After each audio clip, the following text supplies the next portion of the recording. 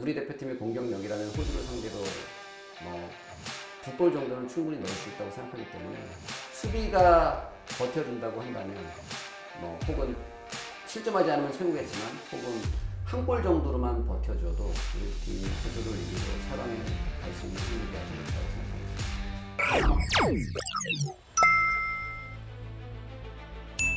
이틀이나 3일 당연히 뭐 영향이 없다고 할 수 없겠지만 그 이틀이나 3일째에서는 몸의 리커버리의 퍼센테이지가 그렇게 크지 않아서 유리하다고는 할 수 없겠지만 그렇다고 아주 불리한 건 아니다 생각합니다. 8강전은 아주 팽팽한 경기가 될 것 같아요. 특히 이제 이번 대회에서 우리가 확인한 거는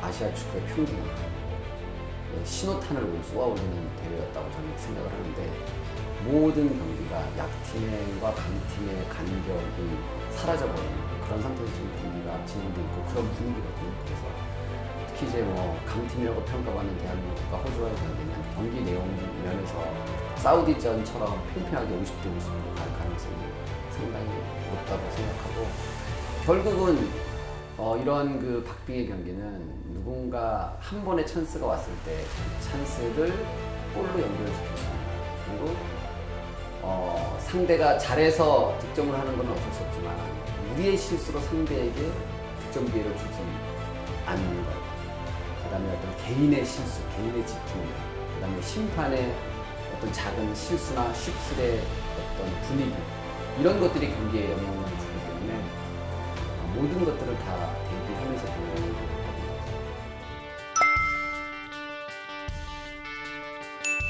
공격적인 면에서는 우리가 몇몇 아주 완전한 찬스에서 득점을 했으면 훨씬 더 좋고 편안한 상황으로 갈 수도 있었지만 약간의 위기가 있을 때마다 그 위기를 타개할 정도의 공격력을 가지고 있었는데 저는 이것이 우리 공격력이 전부라고 생각하진 않거든요.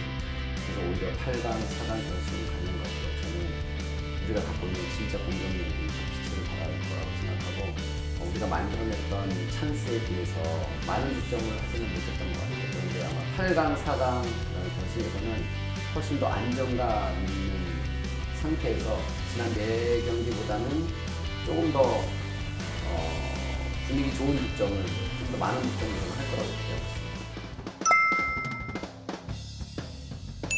있습니다. 사우디전에서 3백 라인업을 처음에 봤을 때 현장에서 저는 솔직히 걱정을 했었어요. 왜냐하면 지금까지 한 번도 쓰지 않았던 3백을 아주 중요하다고 생각되는 그 경기에서 썼을 때 나오는 예상치 못한 혹시라도 생기는 어떤 조직력의 불협화음이 있으면 어떡하나 그런 걱정을 했었는데 제가 생각했던 것보다는 사실은 되게 견고했어요.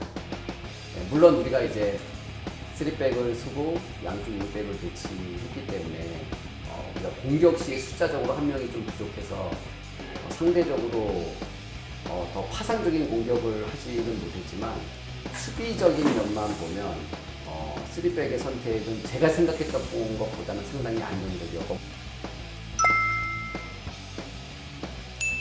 사우디전 같이 강팀, 소위 말하는 반반의 경기에서 3백을 선택을 했고 그것이 사실은 전반전에 수비 쪽에는 상당히 안정감을 줬잖아요. 그런 의미에서 본다 그러면 저는 8강전에서도 3백을 쓸 가능성이 되게 높다고 생각하는데 그 근거는 호주의 장점을 보면 몇 가지가 있어요. 아주 두드러지는 공격 패턴. 호주는 아주 간결하면서도 아주 직선적인 축구를 하는데 볼을 아주 빠르게 사이드로 빼요. 지체 없이 올려줄 때 3명에서 4명의 선수가 항상 앞에서 골을 준비하고 있어요. 그런 상대의 특성을 봤을 때 4백보다는 3백을 혹은 수비시 그러면 이제 자연스럽게 5백이 되는 거죠. 크로스가 올라올 때 상당히 많은 숫자 4명의 공격수가 들어오는 이 상황에 대비하기 위해서는 안쪽에 브레이스 숫자를 더 많이 빼야 되기 때문에 그런 의미에서 저는 뭐 헤딩도 되고 그 다음에 중앙 수비수 3명을 배치할 가능성이 높을 것 같아요. 그렇게 해서 아주 조심스럽게 일단 경기를 하는 가능성이 높다라는 것이 저희 개인적인 생각입니다. 그래서 저는 호주전에서 아마도 3백을 봤을 거다라고 생각합니다. 38경기에서 20골을 넣고 단 한 점밖에 실점하지 않은 팀이에요. 경기당 0.12 실점을 하는 거죠. 그만큼 수비가 안정돼 있다. 일단 공격은 경기당 2.5골을 넣고 있으니까 거의 뭐 공수의 균형이 완벽하게 자리 잡은 팀이다 라는 생각이 드는데, 호주는 일단은 정말 위험한 것이 세트피스, 코너킥, 프리킥 세트피스에서 공중볼이 상당히 위험하고, 그 다음에 양쪽 사이드에다 일단 볼을 빠르게 갖다 놓고 거기서 지체 없이 크로스해서 가운데서 4명이 들어가면서 3-4명이 들어가면서 마무리하는 거예요. 요 아주 주 공격 패턴 2개예요. 이 2개를 어떻게 막느냐. 공격 시에는 저는 상대가 힘도 좋고 높이도 있긴 하지만 높이가 있는 선수들의 단점은 민첩성이 떨어지고 돌아서는 것이 느려요.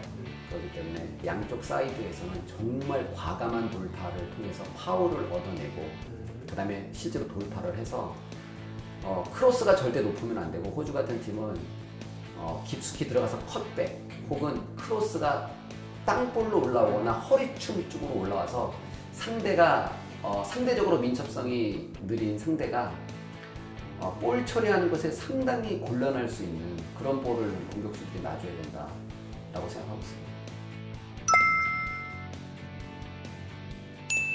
가장 득점을 그래도 많이 하고 있는 그 보일 선수하고 그 다음에 아빈 선수가 가장 위협적이 되죠. 왜냐하면 약간 둔탁한 것 같지만 문전 앞에서 아주 유연하고 터치가 상당히 좋아요.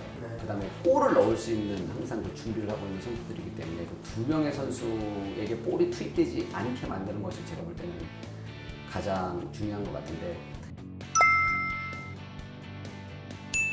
우리 대표팀의 공격력이라면 호주를 상대로 뭐 2골 정도는 충분히 넣을 수 있다고 생각하기 때문에, 수비가 버텨준다고 한다면 뭐 혹은 실점하지 않으면 최고겠지만 혹은 1골 정도로만 버텨줘도 저는 우리 팀이 호주를 이기고 4강에 갈 수 있는 확률이 아주 높다고 생각하고 있습니다.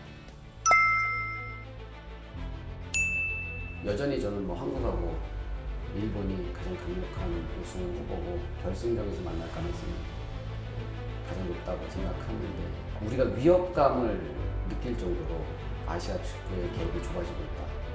중동의 변방이라고 평가받던 나라들, 동남아 축구라고 평가받던 그 나라들이 얼마나 많이 축구에 투자하고 있고 얼마나 많이 축구에 관심을 갖고 있는지를 알게 됐고, 16강이 급이었다고 생각해요. 16강이 급이었고, 저 개인적인 생각, 물론 축구는 그냥 제 생각이에요. 그냥 뭐 제 생각이에요. 그냥 제 생각은 최고의 위협은 16강 사우디전이었다.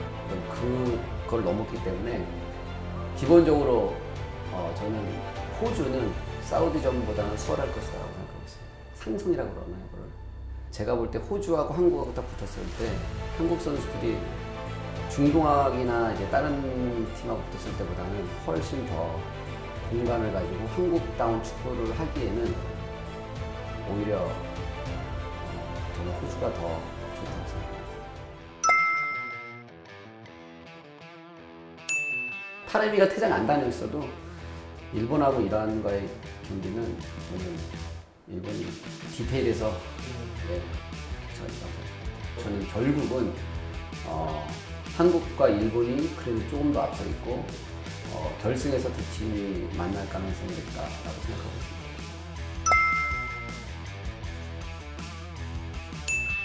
우리가 우승할 수 있는 조류의 기회를 스스로 놓쳤던 그런 기억이 있기 때문에, 그리고 그때 뛰었던 선수들이 꽤 많은 선수들이 또 일본 대표팀에 포함되어 있고 그걸 여전히 기억하고 이번에는 좀 되돌려 주지 않을까 생각합니다.